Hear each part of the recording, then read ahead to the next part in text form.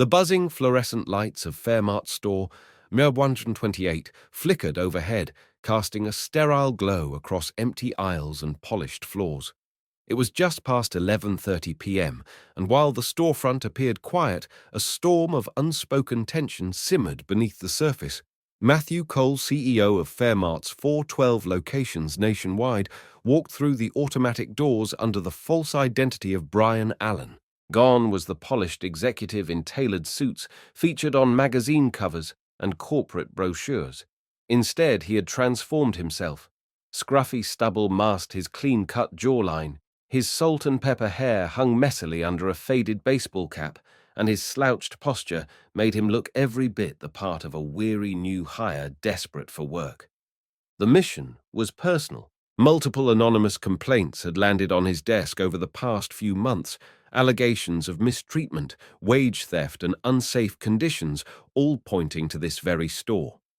As Matthew stepped onto the gleaming floor, a voice broke the silence. "You must be the new guy," came the soft, tired greeting of a woman with sunken eyes and a name tag that read, Amanda. Her hair was pulled tightly into a ponytail, and despite her forced smile, the exhaustion in her posture spoke volumes. "Brian Allen," Matthew replied, shaking her hand intentionally, fumbling the gesture to appear nervous and inexperienced. "First night," he added. Amanda nodded solemnly. "Night shift janitor. Rough place to start. Just keep your head down." Her warning was whispered with the weight of someone who'd seen too much. Before Matthew could ask more, the sound of wheels squeaking on the tile floor drew his attention. A worn-out elderly man approached, pushing a mop bucket with deliberate, painful steps. "This is Jorge." Amanda said, "You're working with him tonight." Jorge gave Matthew a nod, his eyes kind but heavy. "Welcome," he murmured. "I'll show you the ropes." But before he could speak another word, a booming voice thundered from the far end of the aisle. "Is the dairy section done?" It should have been done an hour ago. The man stomping toward them was broad-shouldered with a clean-pressed uniform and an expression carved in contempt. Travis was etched on his name badge in bold black letters, along with the title, Manager. The man's presence instantly shifted the air. Amanda stiffened. Jorge lowered his eyes. Travis stopped in front of Matthew and circled him like a hawk. "You must be Allen. Night crew. Starts at midnight. Sharp and ends at 8 a.m. Not 8:01, not 8:05. 8 on the dot." He shoved a clipboard into Matthew's hands. "Sign here. Standard employment stuff." Matthew glanced at the document. It wasn't Fairmart's corporate contract. This version included clauses he'd never approved, one allowing management to unilaterally adjust schedules without prior notice. "What's this mean?" he asked. Pointing at the clause, Travis's smile didn't reach his eyes. "It means we work as a family, and sometimes family stays late." He leaned in close voice, lowering to a threat. "Got a problem with that?" Matthew shook his head. "Just asking." He scribbled the name Brian Allen with a deliberately unsteady hand. "Good." Travis barked. "Jorge will show you around. You've got bathrooms, spills, and floors tonight. Let's see if you're Fairmart material." As Travis walked off barking orders down the next aisle, Amanda turned to Matthew with a tight whisper. "Good luck. You're going to need it." Her voice trembled with sincerity. Over the next hour, Jorge guided Matthew through the basics, where supplies were kept, which mop heads to use, on which surfaces, how to navigate the maintenance corridors. The break room was a dim, depressing space lit by a flickering bulb and anchored by a table with uneven legs. A sign on the fridge read, 15-minute breaks, no exceptions. Matthew asked gently, "Been here long?" Jorge nodded. 7 years. Used to be a decent place. He paused, wringing out a mop and wincing. Not anymore. Not since Travis took over. Matthew noted the deep cracks on Jorge's hands. "Those look painful," he said. Jorge shrugged. "No gloves. Travis says they're not in the budget." Matthew knew that was a lie. Fairmart had increased safety equipment funding just last quarter, But it was clear Travis had been cutting corners and abusing his authority. Worse corporate oversight had failed to catch it, or worse, ignored it.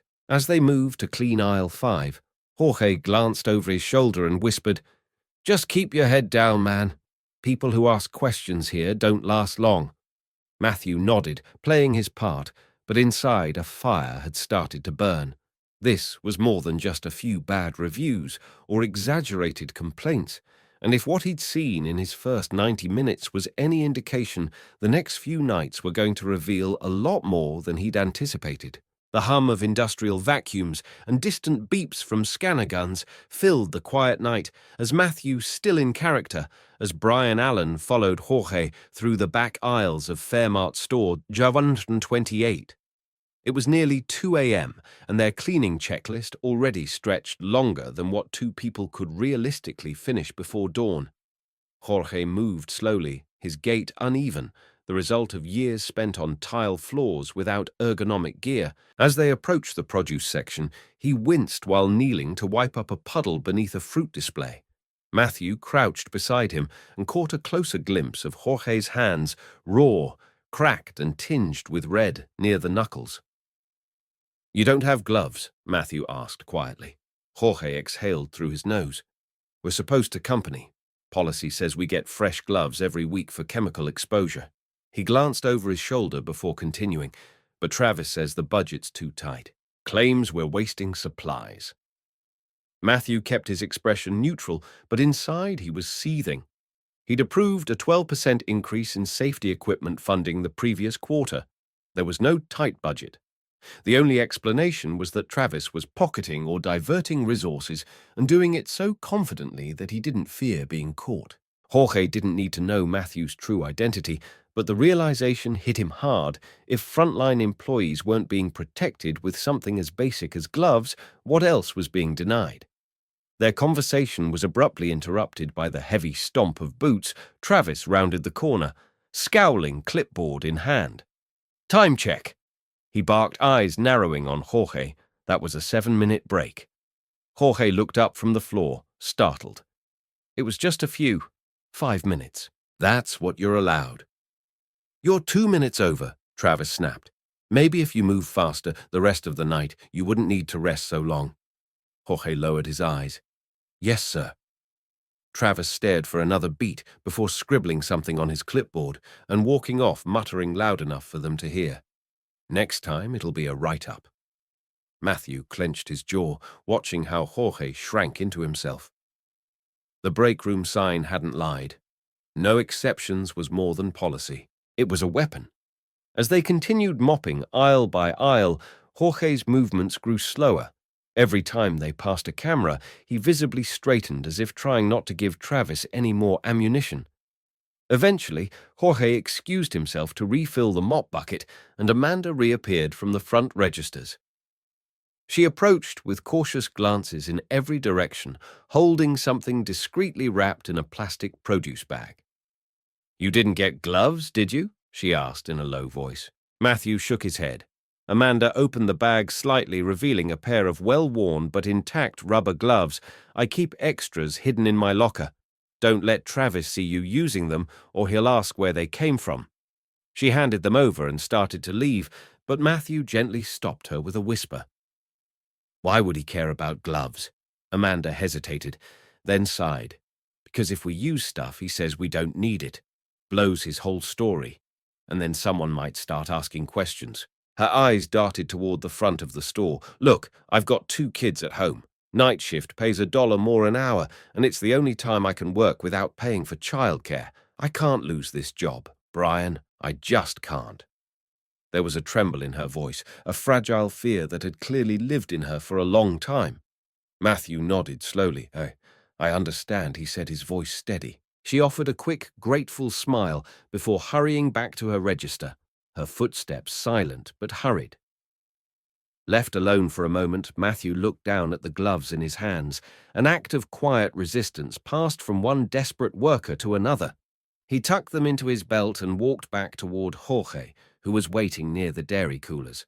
Jorge looked up and offered a weak smile. "You'll get used to it," he said. But Matthew didn't plan to. He hadn't stepped into this store to adapt. He'd come to uncover the truth and to make things right. Later that night, as he cleaned the break room floors, Matthew watched Travis scold another employee for not clocking back in fast enough. It wasn't just the rules, it was the pleasure Travis seemed to take in enforcing them. The glint in his eyes when someone was humiliated. The way people froze when he walked by. This wasn't poor management. This was tyranny wrapped in a blue vest. And it was becoming clearer by the hour that the rot went deeper than anyone had dared to say aloud. Matthew had expected paperwork discrepancies, maybe some corner cutting. But this was systemic, deliberate, and cruel, and something told him this was only the beginning. The deeper Matthew embedded himself into the night shift at Fairmart store. 1 to 28. The clearer the cracks in the system became, not hairline fractures, but gaping wounds masked by fluorescent lights and corporate slogans. Every hallway echoed with the silence of people too tired or too afraid to speak. The janitor's closet lacked even the most basic items required by company policy. There were no face masks, no protective goggles, and only a single pair of broken rubber gloves hanging by a nail. Bleach and ammonia-based cleaners sat unmarked in reused bottles, the kind that could easily cause burns or dangerous reactions. As Matthew scrubbed the tile near the dairy case one night, he could feel the chemicals stinging his wrists, even through the borrowed gloves Amanda had secretly provided. A sense of unease grew in his gut, not because of the physical strain, but because this level of neglect wasn't accidental. It was structured, intentional, and sustained. It wasn't just the missing supplies. It was the way employees avoided eye contact when Travis entered a room. It was how no one lingered in the break room, how conversations cut short when the door opened. Even during brief interactions, Matthew could feel the weight pressing on everyone's shoulders, the tension of knowing that one wrong word, one late punch-in, could mean punishment or reduced hours. Jorge, who had become a quiet companion during these grueling shifts, rarely spoke unless prompted. But on one particularly difficult night, when they were assigned to clean both the restrooms and the back freezer, Matthew gently asked, "You doing okay?" Jorge chuckled dryly, the sound devoid of humor.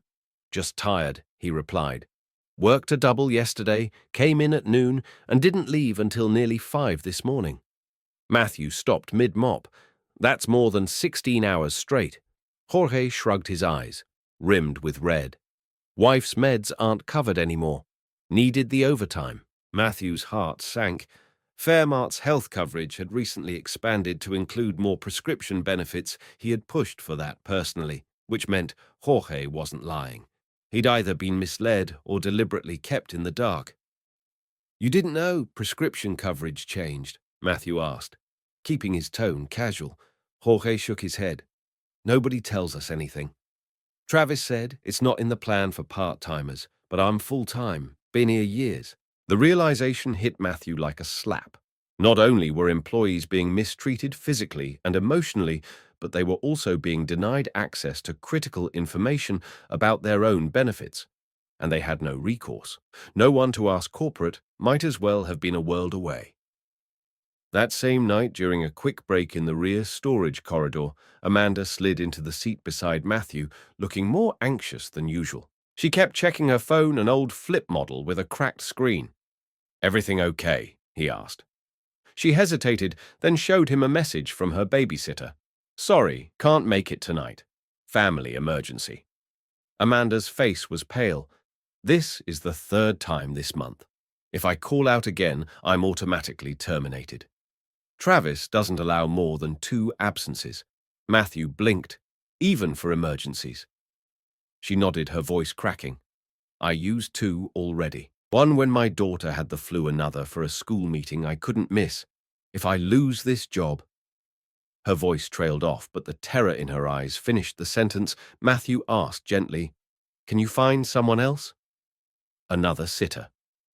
Amanda laughed bitterly. "Not at 11 p.m. I was thinking about letting them sleep in the car. It's not cold tonight. Just lock the doors and check on them during breaks." The idea hit Matthew like a punch to the chest. No parent should ever have to weigh their child's safety against a paycheck. He stared at Amanda in disbelief, but she misunderstood his silence as judgment. "I know it's not right," she whispered, her eyes glassy. "But what am I supposed to do? We're already behind on rent. My boy's school said if he misses any more days, we could get reported." Matthew swallowed hard. The problem wasn't just wages or supplies or management. It was a complete breakdown of human dignity. The system was so broken that a hard-working mother saw risking her children's safety as the least bad option, and she wasn't even the only one. Over the next few nights, Matthew heard quiet whispers from other staff sleeping in cars, hiding injuries, working through illness, all to avoid being targeted. As dawn neared and the floors gleamed under artificial light, Matthew found himself in the maintenance hall organizing carts while Jorge quietly restocked the paper towel dispenser. "Why does nobody report this?" he asked softly. Jorge didn't look up. "Reported to who Travis and Brent control everything. HR ignores the emails. The last guy who tried to report anything, his paycheck vanished. Called it a direct deposit error. Took 3 weeks to fix. By then, his car got repossessed." Jorge paused. He didn't come back. Matthew stood there frozen. The machinery of silence wasn't just running. It was oiled, efficient, and well protected. And it was swallowing people whole. That night, as he clocked out 2 minutes early, earning a glare from Brent at the time card station, Matthew made a quiet vow to himself. He would not leave these people behind. This wasn't a few bad policies or a manager with a bad temper. This was a culture one designed to exploit fear, suppress voices, and preserve profits at the cost of human lives. And as he stepped out into the still dark parking lot, Matthew Cole's CEO Janitor father knew the next phase of his undercover mission had just begun. The fifth night of Matthew's undercover investigation at Fairmart's store, 128 began. Like the others, with aching joints, fluorescent lights, and the rhythmic squeak of mop wheels on polished floors. But something was different in the way Jorge moved that night. The older man's face looked more tired than usual, but his eyes held a flicker of something else. Caution, perhaps, or resolve. During a brief lull between tasks, Matthew followed Jorge to the maintenance closet tucked behind the warehouse loading bay. It was a place most employees rushed past. Dimly lit and cluttered with supplies, no one bothered to organize. Jorge scanned the area to make sure they were alone, then pulled a small spiral-bound notebook from behind a dusty box of floor wax. "I don't usually show this to anyone," he said quietly, handing it to Matthew, "but something tells me you're not just here to mop floors." Matthew opened the notebook and immediately recognized what he was looking at. Dates, clock in and clock out times, hours worked versus hours paid meticulously. Tracked over several months, Jorge had done the math down to the minute. In nearly every case, the hours recorded on his pay stubs were lower than the hours he had actually worked. 7.5 hours short last week, Matthew murmured, flipping the page. 6 the week before, that 8 hours missing over the holiday weekend. Jorge nodded grimly. It's been happening for a long time, always a little here, a little there. But when you add it up... His voice trailed off. "It's not just me either. Everyone on night crew has the same story." He pointed to the back of the notebook, where other employees' names and similar discrepancies were documented. I asked around. Quietly, nobody wants to get fired. Matthew's blood ran cold. He had expected management to be cutting corners, perhaps skimming on supplies or enforcing harsh rules, but this was different. This was theft. Wage theft. And it wasn't a clerical error. It was systematic. He turned the pages, seeing patterns emerge. Pay reductions that aligned with specific assistant manager shifts, timecard edits that magically corrected totals after closing hours. "Who handles the timesheets?" he asked. Brent Jorge replied. "He does it from the front office. Travis signs off, but Brent's the one who logs in and changes things. Sometimes he laughs when he does it. Says the system's so complicated that no one outside corporate will ever notice." Matthew clenched his jaw, remembering the call he'd made just weeks ago approving budget allocations for this store. Not only had management exploited those resources, they'd created a secret profit center by shortchanging their most vulnerable workers. What happens if someone notices? Matthew asked, keeping his voice even. Jorge hesitated, then said, Miguel noticed, young guy. Used to work, produce. He asked why his check was smaller than expected, and the next week his hours got cut, then cut again. Eventually, he couldn't pay rent, had to move back with his sister 2 states away. Jorge looked down at his hands. The one before that? Carla. She asked Brent about her hours. A week later, she got accused of stealing detergent. It wasn't true, but she didn't fight it. She just left. Matthew swallowed hard, staring at the logbook in his hands. These weren't random incidents. They were tactics, fear, retaliation, misinformation. All of it orchestrated under the management's watch, and all of it buried under layers of plausible deniability. The worst part was how everyone had adapted to the abuse. They accepted lost wages the way they accepted broken mop handles or leaky ceiling tiles, just another part of the night shift. Jorge didn't even seem angry anymore. He just looked tired, beaten down, resigned. Why haven't you reported it? Matthew asked, though he already knew the answer. Jorge gave a dry, humorless chuckle. To who? HR. They don't take calls after 5 p.m. And if Travis finds out you called, you get written up for insubordination or disrupting store operations. That's what happened to Hector. He showed up one day and his direct deposit didn't go through. They called it a glitch. Took 3 weeks to fix. By then, his car was gone. So was he.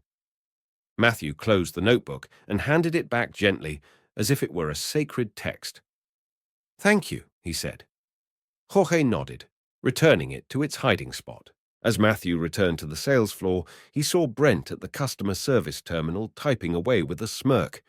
He watched how Brent adjusted time card entries without verifying them, flipping through spreadsheets as casually as if he were organizing coupons.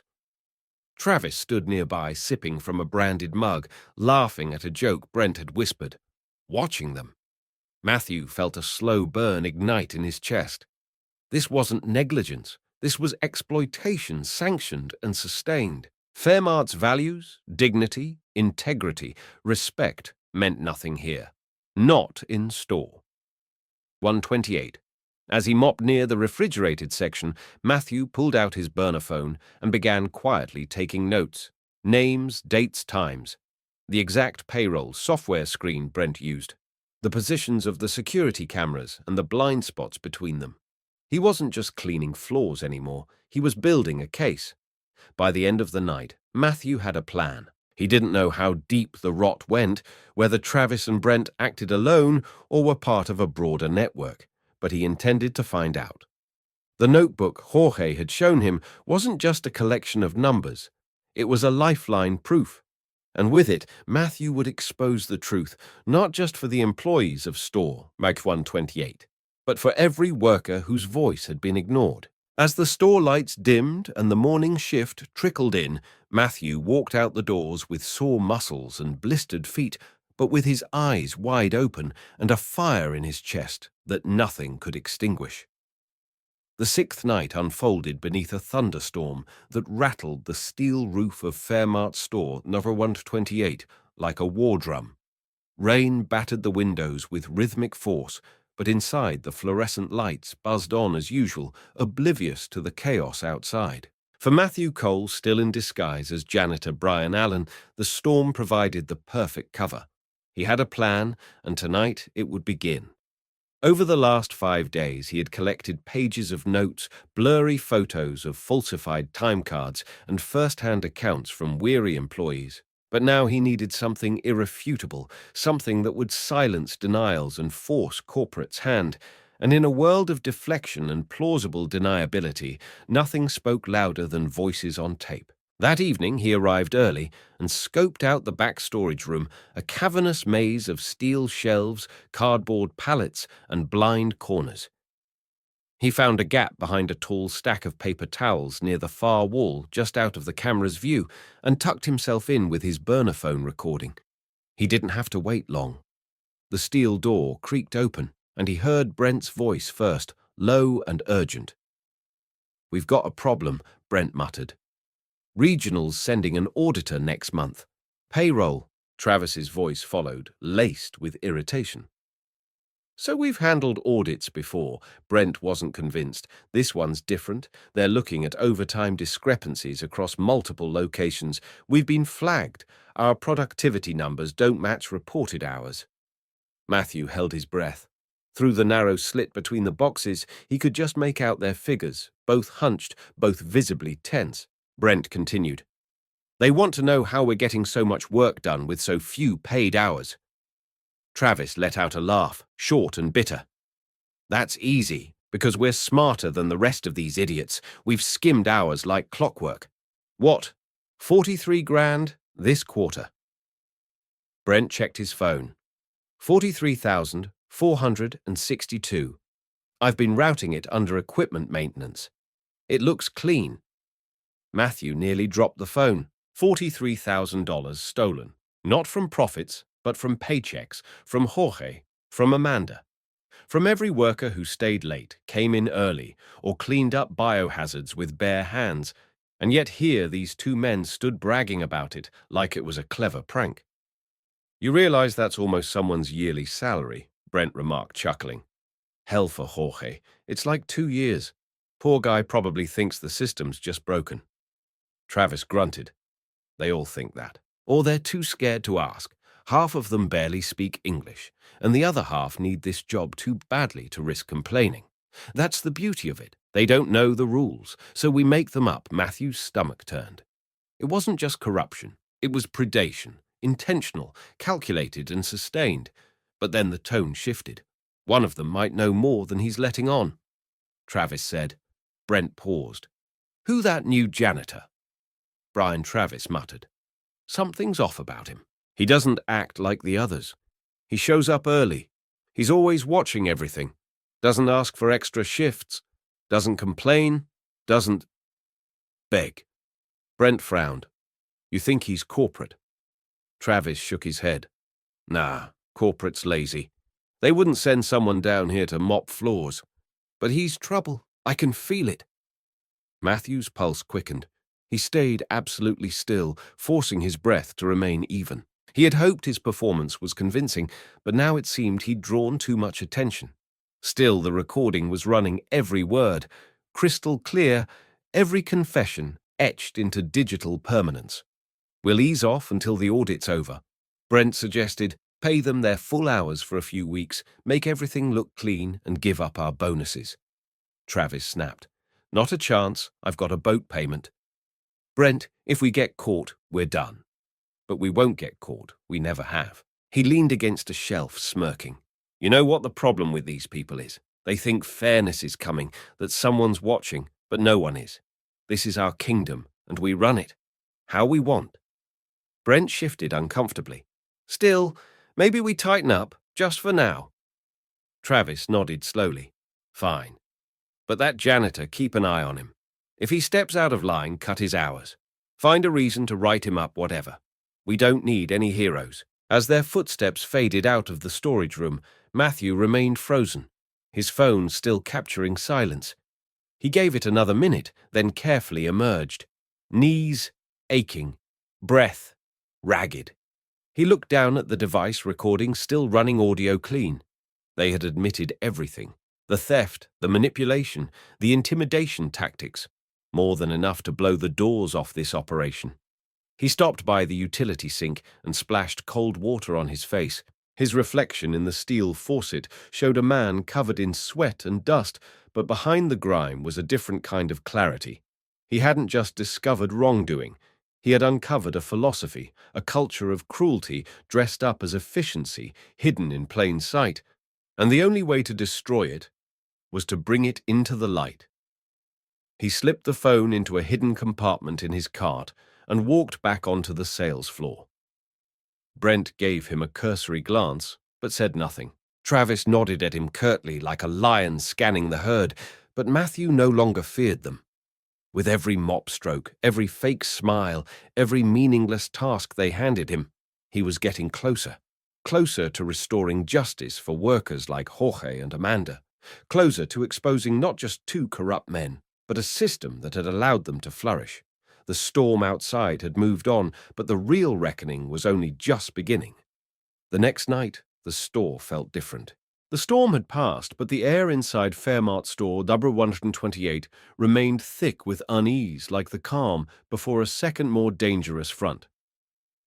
Matthew Cole, still wearing the identity of Janitor Brian Allen, clocked in early as always. But this time, he wasn't just watching. He was hunting. The audio he'd captured in the storage room was enough to begin formal disciplinary action against Travis and Brent. But Matthew knew better than to strike too soon. If this culture of exploitation had taken root here, it might be embedded elsewhere too. He needed more hard proof, paper trails, screenshots, evidence that could survive scrutiny in court or the press. And he needed to collect it before Travis or Brent figured out just who Brian really was. His chance came sooner than expected. Around 1:00 a.m., Matthew passed by the assistant manager's office and noticed the door was slightly ajar. The lights were on, but Brent was nowhere in sight. A phone on the desk buzzed repeatedly, abandoned in a hurry. A camera pointed toward the hallway, but Matthew had already identified a blind spot just outside the door where the security lens couldn't reach. Casually pushing his mop bucket into position to block any view, he slipped inside. The room was a mess of paperwork and open binders, but what caught his eye were two things: a filing cabinet with no lock and a cluttered desk with sticky notes marking key dates. Inside the top drawer of the cabinet were printed timesheets and what looked like hand-signed payroll adjustments, most of which didn't match the official Fairmart formatting. He quickly photographed each document using his burner phone, making sure to include any handwritten annotations. In the next drawer, buried beneath a stack of incident reports, was a sealed manila envelope labeled HR Do Not Forward. Matthew opened it carefully. Inside were employee complaint letters dated signed and damning. What chilled him most was that none of the letters had been filed, escalated, or acknowledged. They'd been intercepted and buried. One was from Jorge, dated nearly 8 months ago, pleading for protective gloves after a chemical spill. Another from Amanda, asking about extended leave for childcare emergencies. Both had been marked with sticky notes in Brent's handwriting: handle in-store, no follow-up needed, or worst of all, watch for attitude. Matthew's jaw tightened. These weren't just abuses of power, they were acts of suppression. Corporate systems were being deliberately short-circuited by managers who feared accountability. He tucked the letters back, closed the drawers, and slipped out of the office with heart pounding and photos secured. He knew what this meant. Travis and Brent weren't just bending rules, they were actively silencing the people, depending on those rules to protect them. He had barely made it back to the break room when Travis appeared as if summoned by tension itself. Hall, he barked, reverting to the fake last name Matthew had given on his forged application. We've got a mess in the warehouse. Inventory collapsed. Clean it up alone. Matthew blinked. That's usually a team task. Travis stepped in close. Too close. You got a problem with following orders. His voice dropped to a growl. You're not here to ask questions. You're here to do what you're told. That's the difference between people who stay and people who disappear. Matthew held his gaze, refusing to flinch. Understood, he said, his voice flat. Travis smirked. Good, and make it fast. We've got another pallet to unload before sunrise. With that, he turned and disappeared down the corridor, leaving the air heavy with threat. Matthew made his way to the warehouse, his legs stiff but his mind racing. As he approached the spill, an overturned shipment of bottled laundry detergent, Amanda intercepted him with urgency in her eyes. Don't do it without gear, she whispered. This stuff's caustic. You need gloves and goggles. Where are they? Matthew asked, though he already knew the answer. Amanda shook her head. Travis locked the supply cage after Jorge complained last week. Complained about what Matthew asked.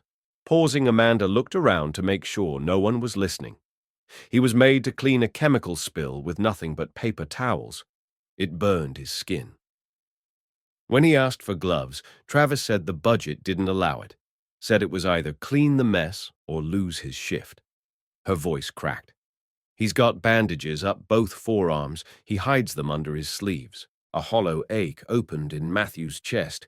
He had seen Jorge favoring his hands, thought it was arthritis or age. Now he realized it was pain and silence. Pain because Jorge needed to keep working. Silence because speaking up only made things worse. Matthew turned toward the spill, took out his phone and began documenting every detail, photographing the chemical burn warnings, the absence of gloves, and the handwritten clean-by-morning note Travis had taped to the nearby cart. He moved deliberately, refusing to rush, even as his throat tightened from the chemical fumes he'd built Fairmart on the promise that it would never become the kind of place where this could happen. But it had, and now it was his job to face that failure and undo it. By the time the spill was cleared, his arms ached and his fingers burned even through the gloves Amanda had salvaged for him. The warehouse was quiet, the storm outside now long gone, but inside Matthew a different kind of storm raged on. He walked back to the janitor's closet to rinse off, but paused before opening the door. The mop in his hands, the fumes in his lungs, the burns beneath his sleeves. They weren't just physical, they were symbols. Symbols of how far this store had drifted from the values it was supposed to represent, and as he stared at his reflection in the metal utility sink, Matthew no longer saw just a CEO in disguise. He saw a man responsible not just for cleaning a warehouse floor, but for cleaning an entire company's soul. By the seventh night, Matthew Cole's body had begun to betray him. His arms ached with a deep, persistent throb from hauling crates, scrubbing chemical stains, and lifting bins of broken glass. His back stiffened more with every shift, and even the gloves Amanda had lent him were beginning to wear thin. But it wasn't the physical pain that wore him down. It was the mental weight of what he now knew. Every mop stroke through a slippery aisle, every flicker of flickering fluorescent light above him revealed yet another violation, another betrayal of the standards Fairmart was supposed to uphold. The bathrooms lacked basic sanitizers. The break room still had exposed wiring near the microwave. Chemicals were unlabeled and stored next to snack machines. Every task he completed was accompanied by the quiet voice in his mind, reminding him, this shouldn't be happening. So he documented it all. He took photos during his breaks, logged notes when Brent and Travis weren't looking, and even recorded the position of every security camera that failed to cover the critical areas. By midnight, he was on his second break, sitting on an overturned crate near the rear loading bay, sweat soaking through his collar. Despite the cold, his phone buzzed. It was Amanda. Her message was short, hurried, but clear. Travis just ordered Jorge to clean up spill in the cooler. No gloves again. He's still got bandages from last time. Matthew stared at the text. Rage flared inside him like a flame catching dry leaves. Jorge, this gentle, soft-spoken man who had worked at Fairmart longer than most of the management team, was once again being punished for speaking up. He had burns on his arms from the last incident. Matthew had seen the damage firsthand. And now Travis had him cleaning chemicals with bare skin as some kind of sadistic test of obedience. He stood up, phone clutched tightly in his fist. This wasn't a delay tactic anymore. It wasn't about collecting more evidence. Something was going to break. Someone was going to break. And if Matthew didn't act soon, it wouldn't just be Jorge. He returned to the main floor with his mind racing, his eyes scanning every aisle for signs of Jorge. The cooler doors near the frozen section were propped open, and cold vapor spilled out into the aisle like fog. Inside, through the frosted glass, he spotted Jorge on his knees, dragging a dirty rag through a puddle of blue detergent that had leaked beneath stacks of boxed waffles. His bandaged forearms were visible now, unwrapped, the gauze stained and peeling. Matthew's breath caught. No gloves, no goggles, no backup. Just a man in pain being punished for daring to ask for protection. He pulled out his phone hit record and started filming. Every frame captured Jorge's slow, labored movements, the glint of spilled chemicals, the frost building on his fingers, and beyond it, all the silence, a silence so heavy it screamed. Matthew turned to leave, only to find Brent standing behind him, clipboard in hand. Inventory check. Brent muttered, not even bothering to hide his disdain. Cool as a mess. Huh? Guess we know who to blame. Matthew didn't reply. He didn't trust himself to speak without his anger breaking through. Instead, he turned and walked away, but not before noticing Brent jot something down on the paper, likely a fabricated write-up to be used against Jorge later. That was the final straw. As he reached the janitorial closet, Matthew paused at the threshold, his reflection in the supply cabinet staring back at him. The man in the mirror wasn't a janitor anymore. He was a CEO, a father, a leader, and he had seen enough. The decision wasn't made in a dramatic moment of crisis. It was made in quiet certainty. Waiting any longer would mean complicity. Every hour he delayed was another opportunity for someone like Travis to do lasting damage, and Jorge wasn't the only one. Amanda was hanging on by a thread, juggling work and motherhood with a grace no one saw. Miguel had disappeared after speaking up. Carla had been accused of theft. These weren't isolated incidents. They were patterns of suppression, patterns of fear, patterns that would continue unless someone put an end to them. Matthew checked his notes one last time, made sure the videos and photos were backed up to a secure cloud server, and walked toward the warehouse with purpose. As he passed the frozen food section again, Jorge was now sitting against the wall, breathing heavily, his arms shaking from the cold and the burns. Matthew knelt beside him, handing him a dry towel from his belt. Jorge looked up, eyes glassy with exhaustion. "They won't stop," he whispered. "They just keep pushing." Matthew put a hand on his shoulder. "Not after tonight," he said quietly. "I promise." He stood up, took a long breath, and started mentally preparing for what would come next. He wouldn't just file a report. He wouldn't just fire a few bad actors. He would dismantle the culture that allowed this to happen and rebuild it from the ground up. Not next week. Not after the audit. Now it happened without warning. One moment, Jorge was stocking shelves near the break room, his movements slower than usual, shoulders hunched, breath uneven. The next, a loud thud echoed through the narrow hallway as he dropped to the floor, his body crumpling like a puppet with its strings cut. Amanda was the first to reach him, shouting his name, her voice laced with panic. Matthew, just returning from the stockroom with a cart of cleaning supplies, abandoned everything and rushed forward. Jorge lay on his side, face, pale eyes fluttering, his breathing shallow and fast. Amanda knelt beside him, checking his wrist for a pulse. "He's burning up," she whispered, panic rising in her voice, and his heart's racing. "Something's wrong, really wrong." Matthew dropped to his knees and called Jorge's name. His only response was a faint, barely audible whisper. "My chest. Pills.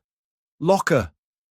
Amanda jumped up immediately, sprinting toward the locker room, but before she could make it 3 steps, Travis appeared from around the corner, his arms crossed and expression cold. "Where do you think you're going?" he barked. Amanda pointed toward Jorge, urgency spilling from every word. "He needs his medication. It's in his locker." Travis didn't even glance at Jorge's limp form. "Your break ended 2 minutes ago. You go anywhere without approval. That's a write-up." Amanda froze, caught between policy and humanity. "He could be having a heart attack," she shouted. "He's faking it," Travis said flatly, his voice tinged with disgust. "Old trick. Make a scene, skip a shift, then apply for workers' comp. Seen it 100 times. He'll be fine, just needs to stop acting." His words were ice, and in that moment, the weight of every cruelty, every insult, every act of calculated indifference Travis had committed bore down on Matthew like a falling wall. "No," Matthew said, rising slowly to his full height, his posture shifting in a way no janitor ever would. "He's not faking. He's in real danger, and we're calling an ambulance." Travis sneered.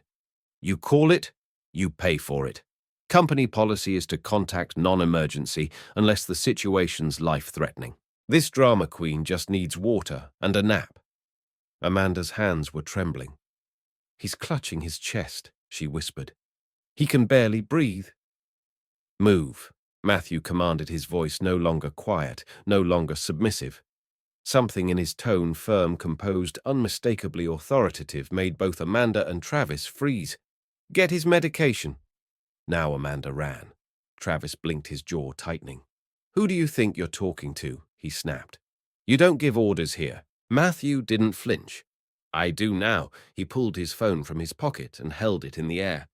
I have photos of payroll fraud audio recordings of you admitting wage theft, video of Jorge cleaning chemicals with bare hands, and a locker full of intercepted HR complaints with your handwriting all over them. Travis's face turned the color of wet cement. You're bluffing. You want to find out? Matthew asked, taking a step forward. You want me to hit send right now to every news outlet in this state? As Travis stood frozen, Amanda returned with Jorge's pill bottle and water. She knelt beside him, helped him swallow the tablets, and gently cradled his head in her hands. Jorge's eyes remained half-closed, sweat running down his temple. His breathing slowed slightly, but it was clear he was in no shape to stay on that floor. Another minute. Call 911. Matthew said to Amanda, calmly but firmly, Tell them it's a suspected cardiac event. Give them my name if they need it. Travis stepped forward, desperate to regain control. You're done here. You're fired. Both of you. Clean out your lockers before security. No Matthew cut in. The only one leaving this store tonight is you. He reached into his back pocket and retrieved a sleek black wallet, flipping it open to reveal a laminated Fairmart corporate ID badge bearing his name and title, Matthew Cole, Chief Executive Officer. The silence that followed was electric. Amanda's breath caught in her throat. Travis's mouth opened, but no words came out. Surprise inspection. Matthew said dryly, You failed. Travis tried to speak, but Matthew raised a hand. Save it, you're terminated. Effective immediately, I'll be pressing charges for assault wage, theft and endangerment of employee health. The police will meet you at the front entrance.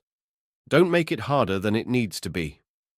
For a moment, Travis stood, frozen fists clenched at his sides, eyes wild, then realizing the truth had snapped shut around him like a steel trap. He turned and stormed off without another word. Amanda dropped to her knees beside Jorge, tears streaking her cheeks. He's going to be okay, she whispered, half to herself, half to the unconscious man beside her. Matthew crouched beside them, one hand resting gently on Jorge's shoulder. Help's on the way, he said, and after tonight this place is never going to be the same again. The faint sound of sirens in the distance confirmed change had arrived, not with press releases or memos, but with a CEO disguised as a janitor, a woman brave enough to speak up, and a man who simply refused to break no matter how hard they tried. The silence in the break room was shattered by Travis's rage. His footsteps pounded against the linoleum as he stormed back in nostrils, flaring, fists clenched. He had barely rounded the corner before he lunged, grabbing Matthew by the collar and slamming him against the vending machine with a force that cracked the plastic panel. The impact sent a ripple through the room. Amanda gasped. Jorge groaned from the floor, and a soda can dropped from the machine, clattering across the tiles. Travis's face twisted with fury. You think you can come into my store and pull this crap? He growled. I don't care who you think you are. You don't talk to me like that in front of my team. Matthew didn't fight back. He didn't need to. He'd already slipped his phone from his back pocket and tapped the camera icon as soon as Travis approached. The phone angled just right in his hand, captured everything. Travis's grip, his threats, the spit flying from his lips. Amanda shouted from across the room, her voice cracking. Get off him! She grabbed her phone and dialed frantically. I'm calling. 911. He's attacking him. Travis blinked at the sound, as if her voice had just cut through the blind rage. But before he could react, Matthew spoke calmly, clearly his voice unwavering. Let go. Now. There was something in his tone, a shift in energy, in power, that Travis didn't understand but instinctively feared. He hesitated. then released Matthew with a shove. "You're all fired." Travis barked, eyes darting between Amanda and Matthew.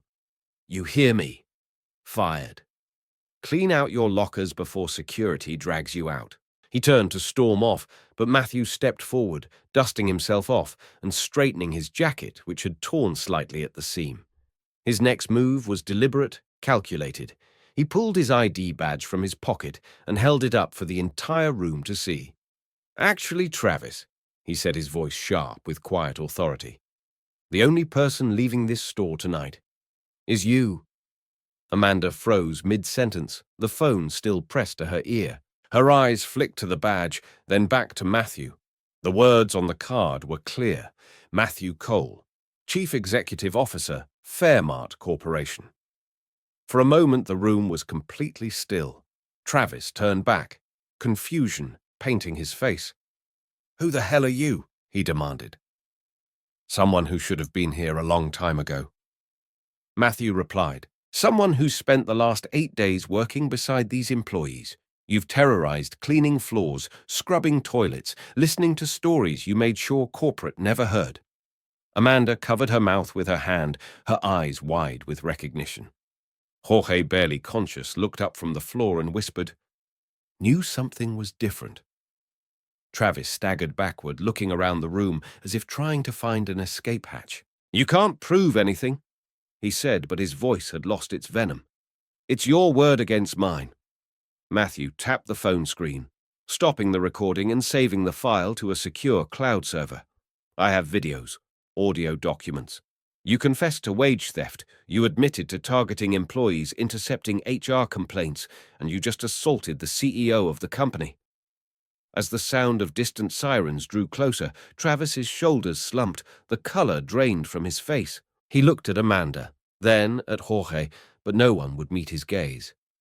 Whatever authority he thought he had evaporated the moment Matthew revealed the truth. 20 minutes later, police officers arrived and took Travis into custody. He didn't resist Brent. The assistant manager watched from a distance, pale and shaking. Matthew didn't say a word to him, not yet. There would be a time and place for that. For now, he focused on the people who mattered. Jorge was taken to the hospital for evaluation. Amanda sat beside him in the ambulance, holding his hand, and Matthew, now back in full executive form, remained at the store long after the lights dimmed and the last shelf was restocked quietly, overseeing what came next. Before leaving, he issued a directive to the store's regional team schedule, a mandatory store-wide meeting for all employees the following night.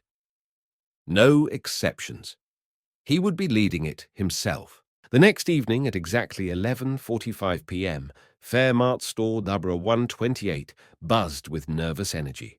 Word had spread quickly, rumors of Travis's arrest, of secret inspections of the new janitor, who turned out to be the CEO. Employees who had grown used to hiding in the background now gathered in clusters, their whispers a mixture of fear and cautious hope. The training room rarely used, except for onboarding.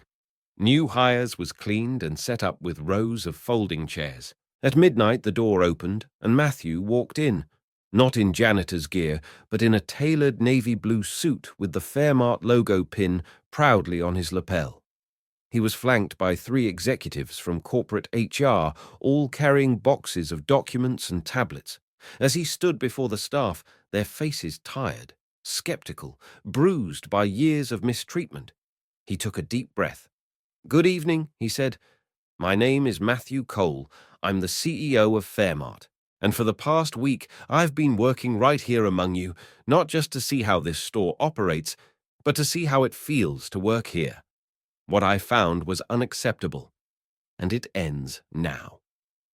The air inside the training room was thick with anticipation, uncertainty, and something else: hope, hesitant and unfamiliar. Employees who had once avoided eye contact now sat shoulder to shoulder, their eyes fixed on the man at the front of the room. The janitor they had worked beside for over a week, quiet, observant kind, was now standing before them as the CEO of Fairmart, dressed in a crisp suit, but with the same grounded presence Matthew Cole's voice carried across the room with quiet authority. "For the last 8 days," he began, I've walked in your shoes. I've cleaned the same floors, faced the same unreasonable demands, felt the same exhaustion. And what I've seen here at store 128 doesn't just concern me. It outrages me. He paused and tapped the tablet in his hand. Behind him, a screen lit up, displaying a photo of Jorge Bandages, visible mopping a spill alone. This is not who we are, and this ends tonight. Gasps rippled through the room as Matthew advanced through slides, dozens of them. Each one a damning piece of evidence, handwritten payroll discrepancies, audio recordings of Travis and Brent laughing about wage theft, photos of chemicals stored improperly, of Jorge's chemical burns, of Amanda's intercepted HR request for childcare support. The silence was deafening, broken only by the occasional murmur of recognition or disbelief. Over the past 3 years, Matthew said, night shift employees here have been systematically denied their wages, their rights, and their dignity. More than $380,000 in labor was stolen, not from the company, but from you. The employees sat stunned. Many hadn't known how widespread the abuse was. Some had suspected but never imagined the scale. Amanda, seated near the front, had her hand over her heart, her eyes glassy with emotion. Brent, standing near the back, had gone pale, shifting uncomfortably as eyes turned toward him. Travis Dawson. Matthew continued, has been charged with assault, wage theft, and gross misconduct. He will not be returning to this store or any Fairmart location. Brent Davis, your assistant manager, is officially suspended pending a full investigation, and the evidence strongly suggests this was not an isolated incident. Our internal audit, triggered by my undercover visit, has exposed similar patterns in at least 6 other stores, all linked to the same district manager and regional oversight team. He turned to one of the corporate HR officers beside him. As of this morning, that district manager has been placed on administrative leave, and our regional vice president has tendered his resignation. A wave of murmuring passed through the room, shock validation, even a hint of justice. The people responsible were finally facing consequences. The silence that had once protected them was cracking, replaced by something louder, stronger. Truth. Matthew walked slowly to the center of the room, scanning the faces of his employees, not as strangers, but as people he now knew. Let me be absolutely clear, he said. This was not just a failure of local management. This was a systemic breakdown, a failure in oversight, a failure in accountability, a failure that I take personal responsibility for. He let the words settle. And because of that, I'm not just here to apologize. I'm here to repair what's been broken. He nodded to one of the executives who stepped forward and handed out printed summaries to every employee. Effective immediately, Fairmart pledges to issue full back pay to every night shift employee who was underpaid over the past 3 years, plus interest. A new payroll monitoring system is being installed company-wide to ensure this never happens again. And starting next month, each store will have an anonymous direct reporting hotline monitored by an independent ethics board, not store management. The room was completely still, but not in fear. This time, in stunned gratitude, several employees glanced down at the papers in their hands as if afraid the promises would disappear. Amanda raised her hand slowly. What about workplace safety? She asked. What about people like Jorge who get hurt and still get told to mop floors without gloves? Matthew nodded. Every Fairmart location will now operate under a new safety compliance program. Janitorial and maintenance departments will have access to proper equipment, mandated monthly safety audits, and a dedicated safety officer on every shift. Jorge Mendez, he added, turning toward the entrance as it opened, has agreed to help lead that effort. Jorge stepped into the room, moving slowly but upright, with a bandage on his arm and pride in his posture. The staff broke into spontaneous applause. The man who had been voiceless for so long was now stepping into a role of leadership and change. Matthew raised a hand to quiet the room. I know words aren't enough. You've been let down before, but this isn't about promises. It's about action, accountability, and culture. He looked directly at Brent. No one, no manager, no executive is above scrutiny. We are not here to protect power. We are here to protect people. Brent looked down, saying nothing. Tonight marks a turning point. Matthew continued, not just for this store, but for our entire company. Because the true measure of leadership isn't how you grow profits, it's how you respond when you've let your people down. And I intend to rebuild Fairmart with that principle at its core. As he stepped back toward the podium, the employees rose to their feet, not instructed, not coerced, but in a genuine show of respect. The applause that followed wasn't just for Matthew, it was for each other, for their strength, for their survival, and for the beginning of something better. 3 months had passed since the night Fairmart store. 128 turned a corner. The headlines had faded, the legal proceedings were underway, and the media attention had moved on to other stories. But inside the store, within the hearts and habits of its workers, something far more lasting had taken root. It wasn't just that Travis was gone, or that Brent's name had been quietly removed from the back office door. It was the culture, the very air in the building that felt different. People smiled now, they greeted one another with sincerity instead of suspicion.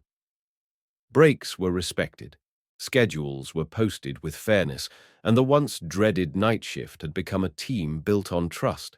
At the center of that transformation stood Amanda, who now wore a navy blue blazer with the Fairmart badge pinned just above her heart, embroidered with a new title, Night Operations Manager. Matthew Cole hadn't scheduled his visit. He never did not. Any more surprise was the most honest form of inspection. As he walked through the entrance shortly after midnight, he was greeted by soft music playing over the intercom and a row of carts neatly aligned along the wall. The difference wasn't just in the lighting or the polished floors, it was in the way employees moved. They walked with purpose, not fear. They chatted at the loading dock without glancing over their shoulders. Amanda spotted him from across the produce section and hurried over her expression, bright, confident. The dark circles under her eyes were gone, replaced by the kind of calm that comes with knowing your job isn't constantly under threat. Just Daniel tonight, she teased, referencing the fake name he once used. Or are we expecting the full CEO treatment? Matthew smiled. Just me. I thought I'd check in. See how things are running without someone screaming every 15 minutes. Amanda led him through the store, pointing out changes both large and small. New ergonomic mats had been installed at every cashier station. Safety posters lined the employee bulletin board, not as decorations, but as active reminders that training mattered. The janitor's closet, once cluttered and neglected, now had labeled shelves and stock supplies. Our injury reports have dropped to 0, Amanda said proudly, and turnover is the lowest it's been in years. We even had a waiting list for overnight positions last week. Can you believe that? Matthew nodded, impressed. I can. Now, he replied. The atmosphere is different. It feels alive. Amanda's expression softened. People feel seen. Matthew, you did that. You gave us the chance. But more importantly, you stayed to see it through. She glanced toward the rear hallway. Speaking of which, someone wants to say hi. They found Jorge in a small office near the training room, seated at a desk beside a younger employee who was reviewing a checklist. The room had been converted into a janitorial training hub, walls lined with diagrams, equipment manuals, and a schedule of rotating workshops. Jorge stood when he saw Matthew, his posture straighter, his eyes brighter. Mr. Cole he greeted warmly, extending a hand. The skin on his palms looked healthy now, no longer raw or red. Didn't expect to see you back so soon. Matthew shook his hand and smiled. That's the point of a surprise visit, though it seems I don't have much to inspect anymore. Jorge chuckled. Amanda's running a tight ship. And the new guys? Well, I make sure they know we don't cut corners anymore. Not on safety, not on hours, not on people. He gestured toward his desk. I work part-time now, 20 hours a week, with benefits. My doctor says my blood pressure's finally under control. He paused, then added quietly, my wife and I moved closer to our grandkids. We can finally help out more. Matthew walked the store floor once more before leaving lingering near the now refurbished break room. The vending machines had been replaced with healthier options. The lighting was softer and the table no longer wobbled. On the wall, a large framed plaque read, "Every employee matters. Every voice counts." Below it were photos of staff milestones, birthdays, work, anniversaries, even candid snapshots of team members sharing a laugh during shift changes. The wall had become a living archive of a team rediscovering its worth. Amanda joined him for a moment of quiet. "That wall. We didn't plan it," she said. "It just happened. People started putting pictures up, moments that made them feel proud again." Matthew studied the board for a while, then turned to her. "You've created something real here, something worth replicating." Outside, the night air was cool and still. Matthew looked back at the glowing Fairmart sign above the sliding doors, once a symbol of silence and submission, now transformed into a beacon of possibility. The revolution that began in shadows with whispered complaints and quiet suffering had blossomed into something powerful. Amanda led with grace and conviction. Jorge had reclaimed his dignity and was now shaping the next generation of workers. And Matthew, though humbled by the failures he had once overlooked, knew he had not only uncovered the truth, he had helped rebuild a culture worthy of the people it served. The story of store number 128 wasn't just about cleaning house. It was about what came after a new beginning, built not on fear, but on fairness, courage, and the strength of ordinary people who chose to believe they mattered. What began in a single store had now become a reckoning across the entire company. Matthew Cole had known, from the moment he left Fairmart store, number 128, that the abuse uncovered there wasn't an isolated incident. It was a symptom of something deeper embedded within the system itself, so in the weeks that followed, he didn't return to his corporate office to celebrate. He returned to work.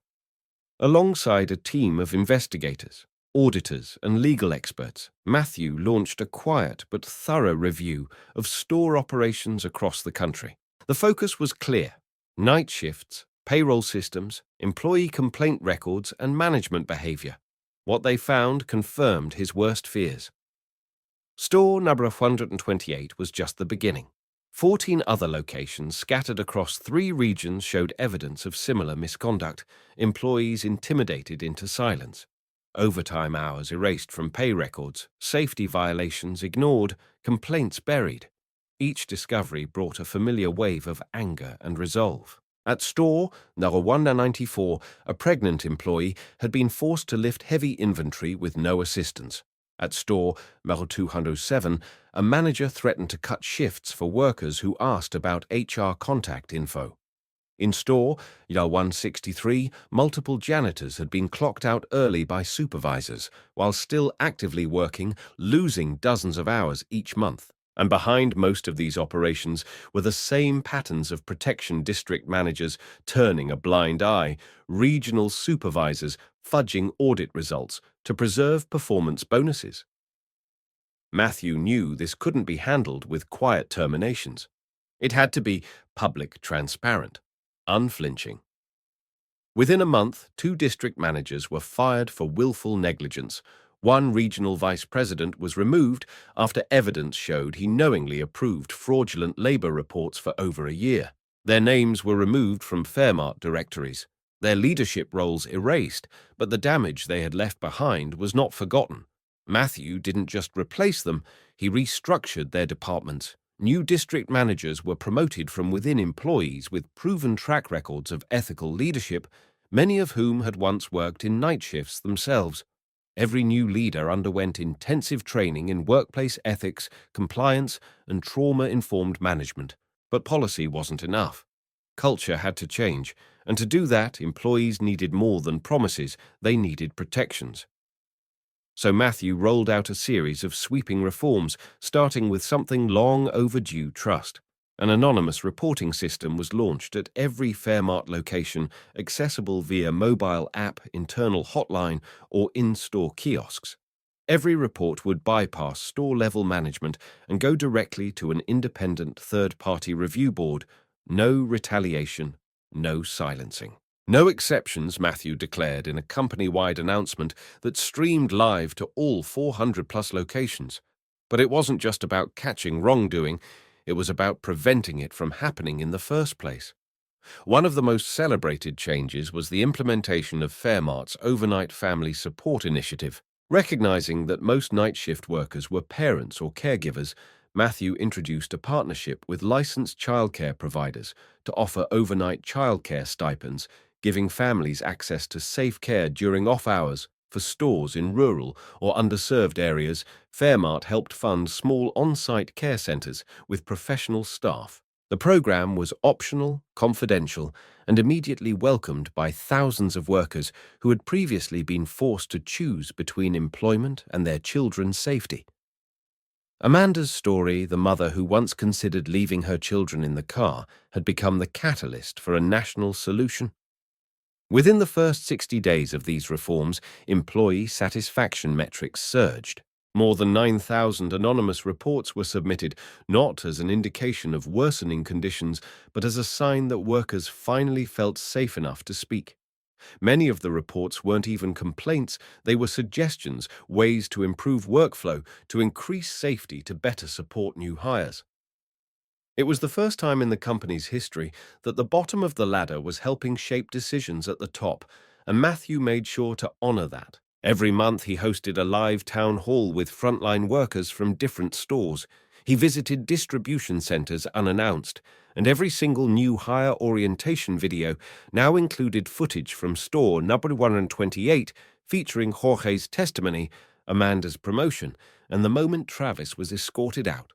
Not to shame, but to educate, to remind everyone of where Fairmart had been and where it refused to go again.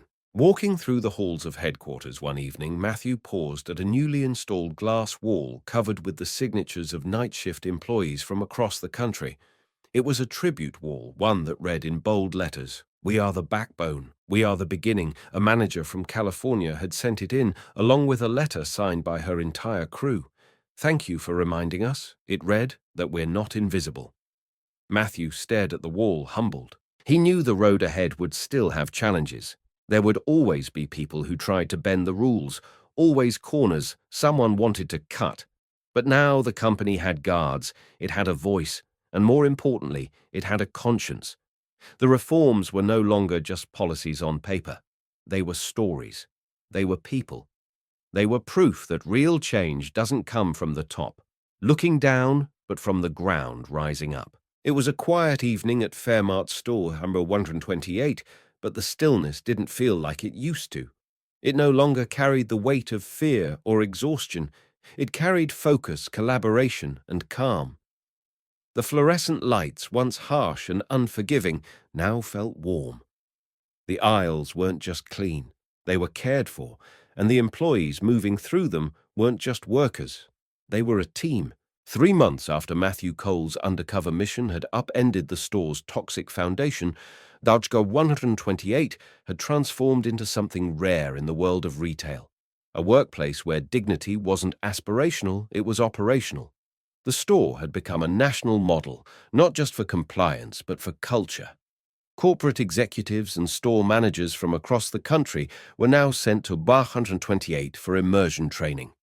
Start where the truth started, the new policy said, and so they came to learn how to lead, not with fear, but with fairness.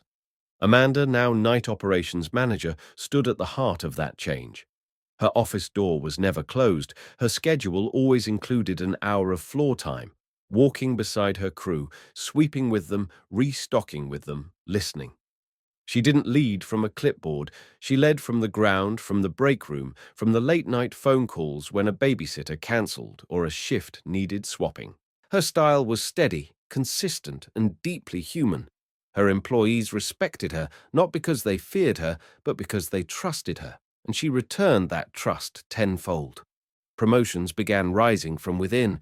Jorge's training program became mandatory for all new janitorial hires in the region. Miguel, once pushed out, unfairly was now the store's official safety officer, his past experience not buried but honored. Under Amanda's leadership, store number 128 didn't just meet Fairmart's standards, it helped redefine them. Inside the freshly repainted training room, a wall had been dedicated to team achievements. One section read, "Problems we solve together." Underneath were index cards tacked with thumbtacks describing moments of collaboration, a team member helping a new hire navigate scheduling software, another intervening during a customer escalation with grace, someone quietly stepping up to cover for a sick colleague. These weren't acts of obligation, they were acts of ownership. The staff no longer waited to be told what was right. They knew what was right, and they acted on it instinctively. The anonymous complaint box, once filled with fear, now contained suggestions for improvement, even appreciation notes. "Thank you for noticing me." One card read in slanted handwriting, "I feel like a person again." Matthew returned often, always unannounced, always alone. He didn't come to inspect. He came to remember one night as he walked the store just before 2 a.m. He stood by the coffee station where he and Jorge once shared their first conversation. The same spot where he had first asked, "How long have you worked here?" But now the air was different. Employees passed by and greeted him with easy confidence, not because they recognized his title, but because they recognized him.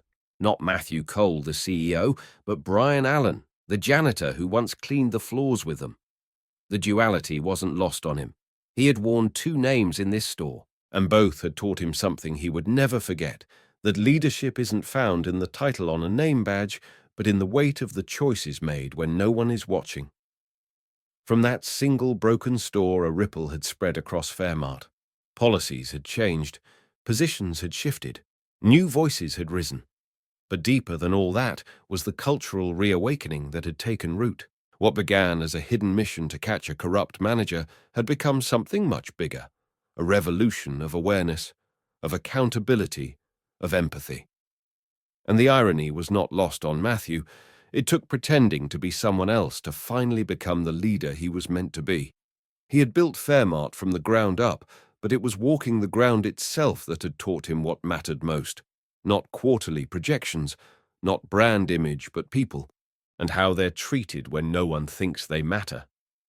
As dawn approached and Matthew stepped outside the store, lights glowing behind him, he looked back at the glass doors that once closed behind so many weary workers. Now they welcome people into a different place, a place of purpose, a place of pride. Store Labra 128 had once been a warning sign. Now it was a landmark, a living, breathing testament to what happens when courage meets compassion and when leadership doesn't stand above but walks beside. And as Matthew walked to his car, passing Jorge on his way in for his morning rounds, they exchanged a nod. Two men once strangers, now bound by a shared promise, never again. Because culture isn't changed by force, it's changed by people brave enough to see what's broken and stay long enough to fix it. If this story moved you, we invite you to join the movement by subscribing to Deep Inside HQ. Every week, we bring you powerful stories of truth transformation and the courage it takes to stand up when it matters most. Don't just watch. Be part of a growing community that believes in fairness, dignity, and leadership with heart. Hit the subscribe button, share this story with someone who needs to hear it, and let us know your thoughts in the comments below. Together, we can uncover more stories that deserve to be told.